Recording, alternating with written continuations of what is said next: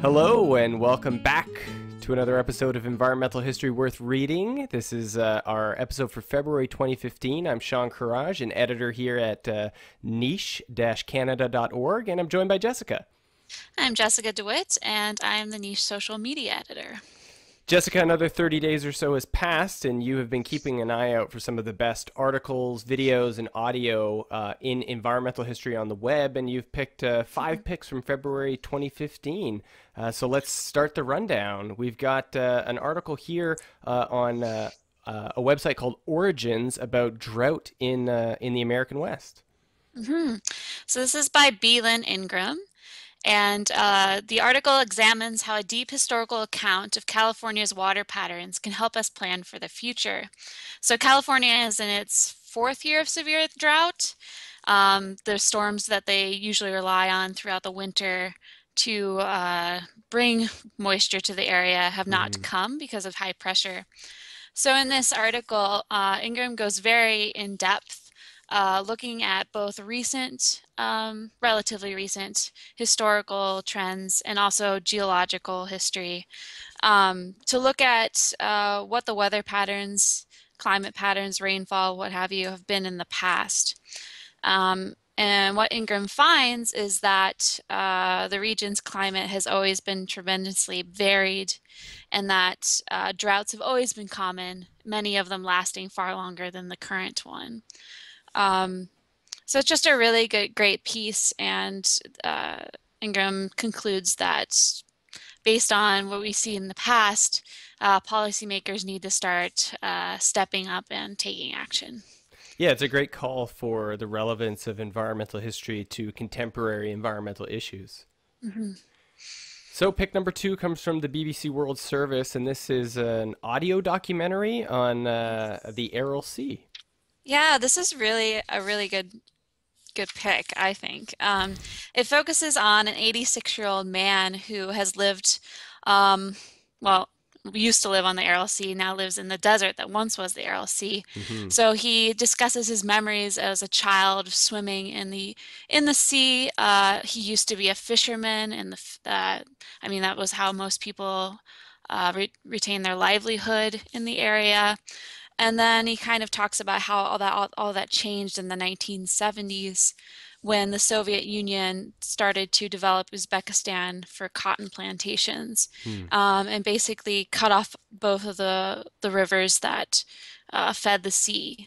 So any of the water that did make it to the sea was completely full of pesticides. And the documentary just does a really good job of showing how out of the loop the people were. Like they had no idea why the sea was going away, why it was polluted. They were given no information. Some pretty powerful interviews with children who only know of it through stories from their family members. Some of them don't even believe that the sea actually existed. They think it's some kind of tall tale. So it's just a really good piece. I recommend it. Yeah, I mean, for viewers, this is one of many examples of some fascinating and sometimes troubling stories of the environmental history of some of the former Soviet republics. Yeah. Now we move from Kazakhstan all the way back to the United States, how Oregon's second largest city vanished in a day. Yeah. Again, another kind of history that people might not know about. Exactly. I had never heard of this place. It's called Vanport. And it was at its peak 40,000 residents, and it was built as a temporary housing project to house the influx of workers during World War II to Portland. And the problem is that after World War II, it wasn't so temporary. The workers remained, and many of these workers were African American.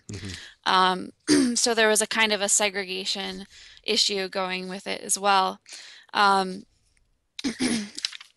the environmental history aspect of it is, firstly, the community was built physically separate from Portland. So it was divided from Portland by the Columbia River.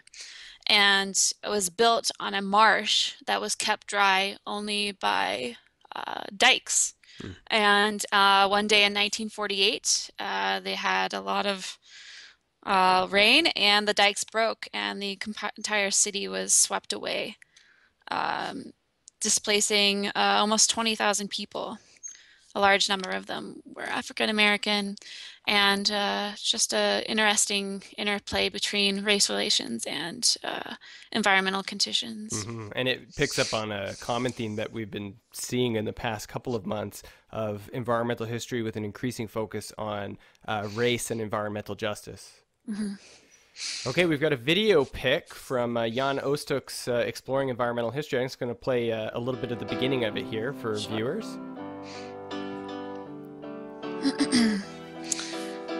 Yeah, so this is a podcast that where Jan interviews Carrie van Lieshout, and her research is about the Shahs of, I think it's pronounced Shahs, yeah, of Derbyshire, and these were developed to drain the lead mines in the area, which go back to as far as Roman times. So they're there to prevent flooding in the shafts, but they had a hydrological change on the environment both below ground and above ground. For instance, many of the small rivers in the area ended up being drained. The drinking water in the towns and villages was affected. They talk about kind of a power struggle between the mines and the cotton mills for access to this water. And I guess these Shahs were kind of forgotten till the 20th century, and now there's kind of a battle between industrial heritage and ecological restoration, which we've seen in other pics in various months. So Carrie's work looks at this, and it's pretty interesting. Yeah, and I mean, this is a wonderful case study that brings ancient and modern environmental histories together. Okay, and the last pick for this month, I think picks up on a theme in Canadian environmental history that's becoming more popular, and that's about winter history. So this article is kind of based on the color of books that deal with winter ecology and winter environmental history, which is light blue. Yeah. It sparked an interesting debate on Twitter among historians about the different colors that we can take environmental history into. So the author argues that winter has largely been ignored in colonial histories. Firstly, because a lot of colonial documents don't deal with winter. So there's an assumption that not much was going on during winter. And secondly, it's not as interesting. He says we're caught in this kind of vernal bliss of history.